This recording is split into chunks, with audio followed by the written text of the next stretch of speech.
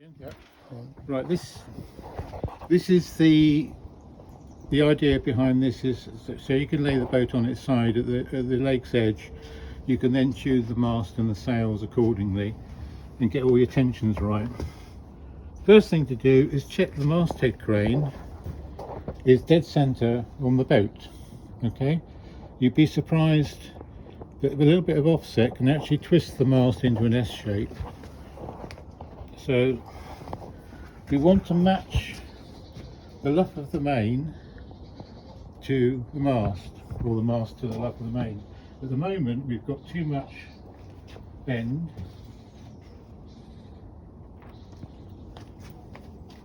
By adjusting the backstay first, you can get pretty much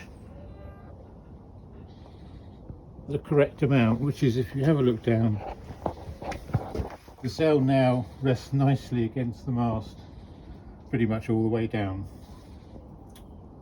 The next thing is to make sure the mast bend laterally is correct, and at the moment the shrouds are too loose, so we're going to need to adjust the shrouds so that there's no lateral mast bend. That's the starboard side done by adjusting the lock nut there, and now I'm going to turn the boat over and do the same with the other side. Again, check the lateral mast bend on the other side, and there's too much lateral mast bend, so we need some more tension.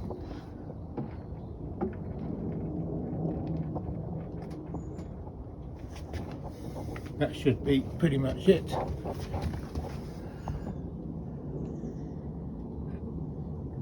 Probably a bit too much. One turn off, lock nut done up again.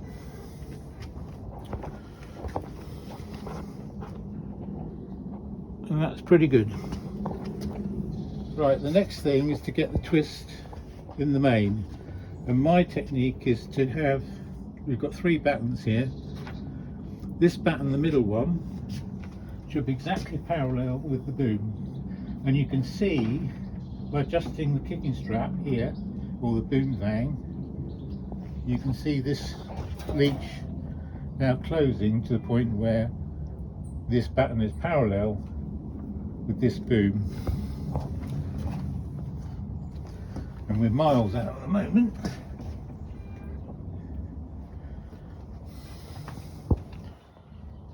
And that's pretty good. So now we've got the parallel middle batten.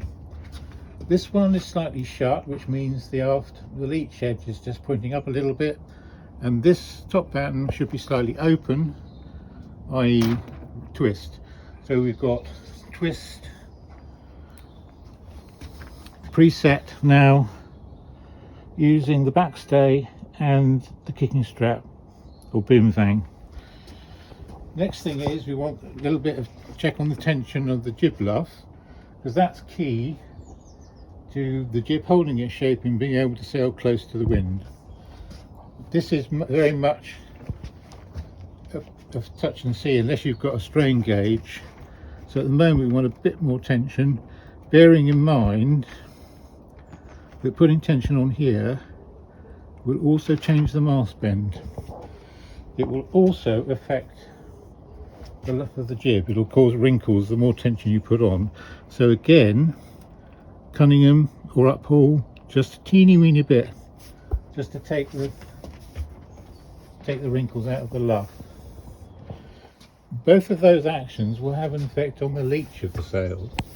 Okay, more tension will cause the leech to close on the jib. So you want to basically match the leech of the main to the jib, or vice versa, by adjusting the jack line here.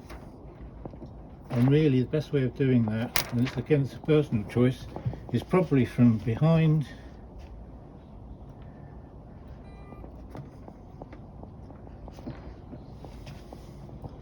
but I do it from the front, from the bow, and it's still too shut. You can see that is shut. so it's closed at the top. So adjusting this jack line, you can see that opens up the leach.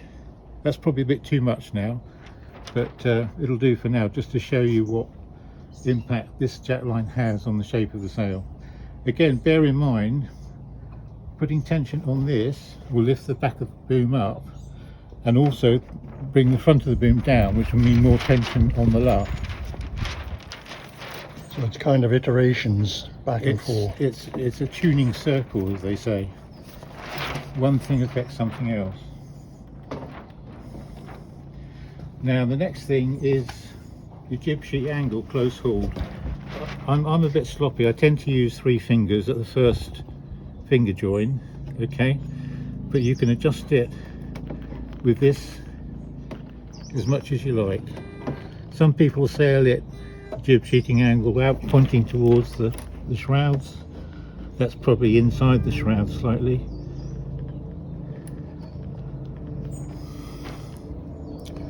And then put a bit of tension on the Cunningham on the main, just again to take the wrinkles out. You can use your finger just to do it if you like. Next thing is to adjust the main sheet post. Now we've got the boom vang sorted, make sure that you lock off so that doesn't move when you're sailing. That's the lock nut. Now you can see here we've got quite a big gap between the bottom of the boom and the main sheet post. Again, bring the main sheet post up so that it doesn't foul the fair lead on the boom. Okay, and you want about between 1/2 and 5/8 of an inch between the centre where the main sheet comes out of the mast post and the edge of the boom. And that's your close haul position. We're going to edit that a bit. Can you say that again and say mils? Okay. Yeah, the main sheet, we've done the jib sheeting angle, which a lot of people say 65mm is a good setting, but I use 3 fingers. The main sheeting angle should be between 12 and 16mm from the center where the main sheet comes out to the inside of the boom. Okay, that's your close haul position. And that is pretty much it.